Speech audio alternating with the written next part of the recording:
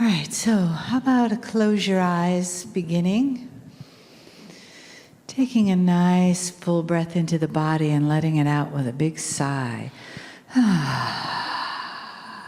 Great. And let's do that again.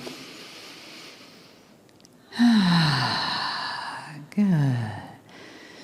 So just letting your body relax into the chair and the energy move into your body with each breath.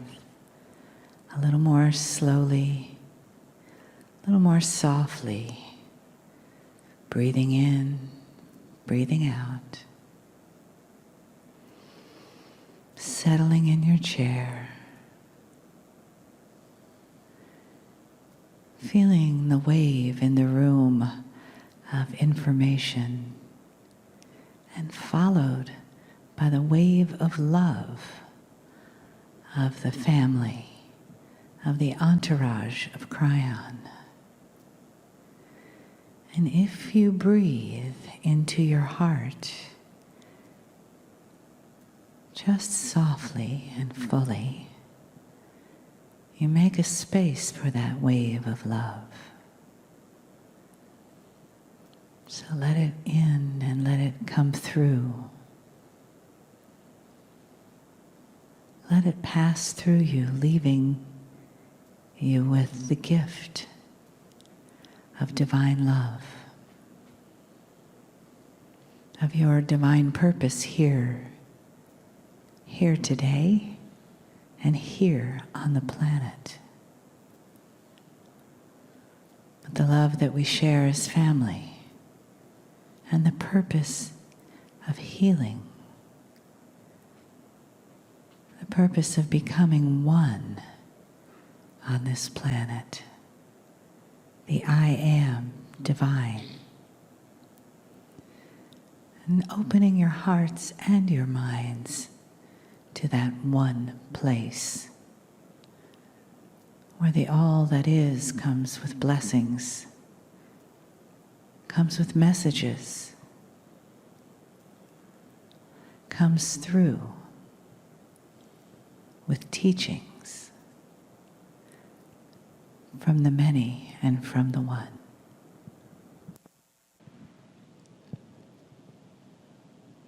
Greetings, dear ones. I am Kryon of Magnetic Service. It is the beginning of the day, and a time when I would give a brief message to all those listening. Often the beginning channel is one that challenges you with belief. What are you hearing now? Are you hearing the human, or is it above that? And that is always the perception, the choice of all who are here. Consciousness has always been the key to the answer to that question.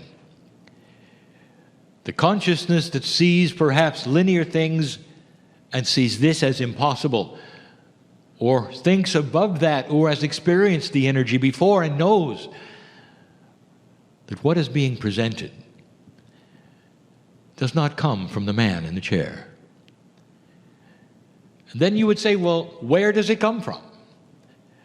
And that is difficult, because where does not relate in a multidimensional field, or in the talk that you would have outside of your dimension. There is no where. Instead, you would like to say perhaps what. Even that is hard, because what would indicate a singular thing that has purpose and a name and shape, and it doesn't necessarily work either. Would you please define love? Where is it? What is it? And you would struggle for a month. How many books have been written describing the power, the beauty, the influences of love? The answer is that it is everything. It can be everywhere. It's not even spoken, it's in the eyes. It's a multidimensional thing between humans, between child and human, between you and an animal and back. It's indescribable. It is not where is love. It just is. And that is what you're hearing. The creative source is far beyond the box you think you wish to define. It is not something that is unusual, dear human being. You live in the box because that is the way of it. You must be linear because that is the way of it. But then there are the variations.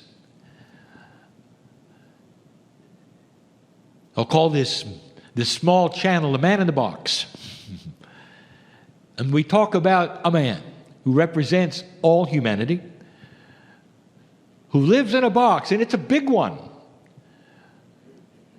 We could even call him Woe if we wanted to, as we have many times, because Woe is a woman and a man. He's a Woe man.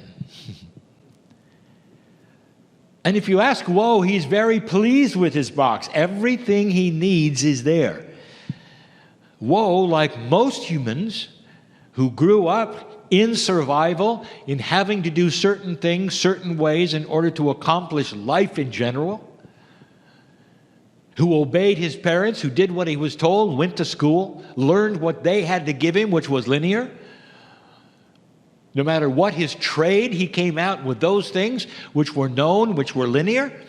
And then he lived the rest of his life in the fashion that was logical, linear, made sense for him, and he liked it. Many would not even call that a box. They would say, no, that's just life. But dear ones, it is a box. It has limitations on what that would do with Woe. How would he think? What would he do next? What would he do when presented with things that were different? Well, in this room, Woe is aware there are many doors. And those doors represent different boxes. And he also knows, as the linear man he is, that if he goes through the door, he will then have another box. Slam the door, he will be in that box. And the box is often called religion, or culture, belief. And it would change his paradigm of consciousness and thinking. And he has met those from other boxes who would say, whoa, my box is just as big as yours, only it's better. Because, whoa, I've learned something. There's this prophet that knows things, and you can follow this prophet, and Woe has said, I don't wish to. My box is okay. Door after door, he would meet people from the different boxes, would say, this is a better life than you have, because we've got something to follow you don't have. And Woe says, I'm happy with myself. Door after door. It seemed like the longer he lived, the more doors they were, and some of them seemed absurd. Woe was happy where he was. And then he met someone who said, Woe, I've got a box. And that's a little different. And Woe said, and which door are you? And he said, well, this box doesn't have a door. And Woe said, doesn't have a door? How can I get from my box to your box? And shut the door. And the man said, well, that's just the point. You don't shut the door. You see, my box is incorporated in your box. It makes your box get bigger.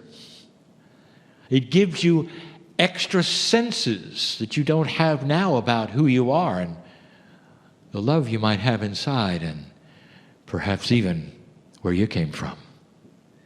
And Woe said, let me get this straight. There's no door. I can't get there. It's going to make my box bigger, and I'm going to think differently. And the man said, that's correct. Woe didn't think much of this, but it intrigued him to have a bigger box. He made the jump and realized that gone was the linear. He didn't have to step through something and become something else. Woe got bigger in his belief, in his knowledge, in his joy. His box was added unto. It wasn't something you get in one and close the door and forget everything else you ever were. When woe became this, he said, show me more. There's got to be other boxes that will make this one even bigger. Now I'm intrigued because I'm doing better than I ever did in my life. I feel better. I have more joy. I'm living longer. And he says, is there another box? And now he wasn't talking to a man. He was talking to the voice that said, whoa, there is always a bigger box. In the love of God, you will find it if you search. There is no limitation on how big the box of the human can be. And it's up to the human being and their consciousness. No doors are involved. Like all things non-linear, they appear when the formula is correct. And the formula is higher consciousness.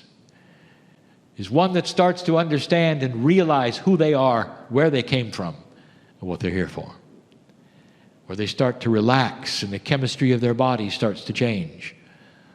And the box becomes so big they cannot even see the walls. This is the story of the man in the box, and it's the story of humans right now. Make no mistake, I am not giving you the story of humans that are going to step into metaphysics or New Age. I am giving you the story of humans who are starting to develop themselves, by themselves, and finding greater purpose themselves, who are becoming more peaceful, living longer, having joy in their life themselves, without a nomicker, without anything to hook to, without a prophet, without a doctrine. Because it's all there inside, and they're finding it, human after human after human, no matter what the culture, no matter what the language. And that is the story of this, the new human in the new world. Where are you? I'll be back. And so it is.